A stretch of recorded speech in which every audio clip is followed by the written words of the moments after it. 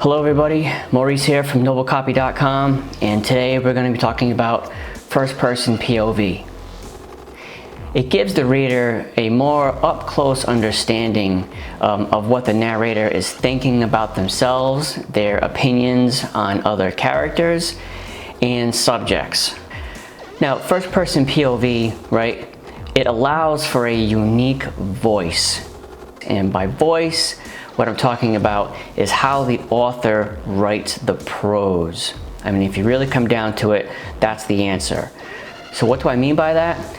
I mean is how the narrator thinks in their head, right? Short sentences, long sentences, one-word sentences. 1 second, they're angry, the next second they're sad. The way that is detailed on the page is the prose. That's the voice of the character, right? So in each real-life individual has their own way of speaking, okay? So this is no different than first-person POV. There is sort of a deception between the first-person narrator and the reader, because the first-person narrator, it's more of a whole person that you're learning about. It's like you're actually in the mind of another person, whereas third-person POV is not like that at all. You're in the mind of another person in third-person POV, but not as close. And because of that closeness in first person, an author can make the narrator unreliable. They can lie to the reader. They can play games. They can make red herrings with different clues. For mystery fiction, detective fiction, first-person narrator is a great idea. One problem with first-person POV is that authors sometimes choose to write multi-protagonist novels with first-person POVs. So like there'll be different characters and they'll all be first-person. And there's nothing wrong with that. You can do that without a doubt. The only problem is that these first-person narrators, man, that they better be different. Like they better sound different. They better think differently. The words on the page better be written differently, physically. And what I mean by that is the sentence structure, one word, two-word sentences, long sentences. Like you have to differentiate the sentence pattern on the page in order for it to be different than the last first-person character. And I've read some novels where it's like, it sounds just like the last guy, sounds just like the guy before. It's like, well, who am I listening to here? Whose head am I in? That's not good. So if you want to write a first-person narrative with multiple first-person POVs, I suggest you do your damn best to make sure that they all appear and sound differently, each one. First-person POV in the past tense, right? That's actually more common. That's going to be the way that most first-person POV novels are written. They're going to be in the past tense, and it's more acceptable in a way. It's less gimmicky than present tense, and but it's also a trick of the narrator slash author. The narrator is speaking from a moment in time where they already know what happens throughout the entire story, right? So they're telling the story from a certain specific moment where they know everything, right? So all they're doing basically is just retelling it to you. They're recalling certain moments in their tale to you.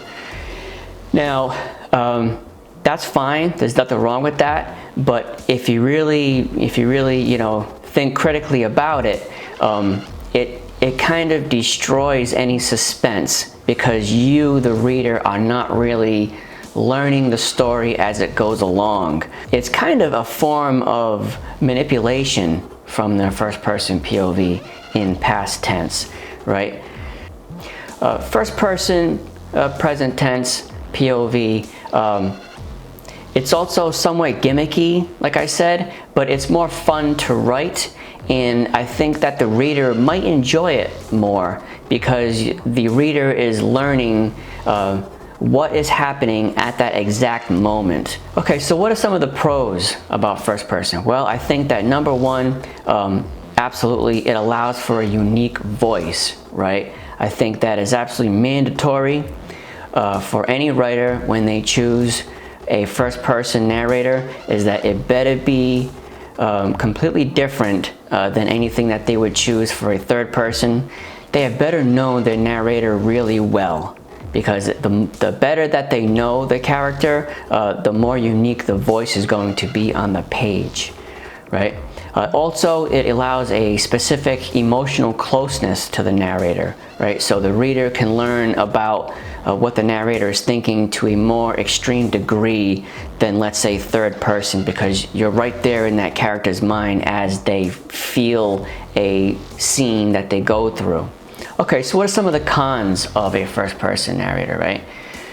Well, the author can get lost in the prose, right? They can ramble on, and they cannot focus on the story at hand, like plot and dialogue, and many times they can just go for pages and pages and pages describing what the character is thinking, what they're feeling, and that can lead you down a long road where you're gonna have to spend, you know, many hours revising and editing it.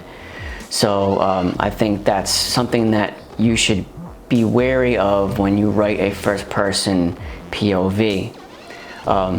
Another thing, like I said, is that if you're gonna have, you know, more than one first-person POV in your novel, man, you better make sure that they are different, that they sound different, and that they look different on the page. That is absolutely critical, or else don't do it, or else don't do it at all.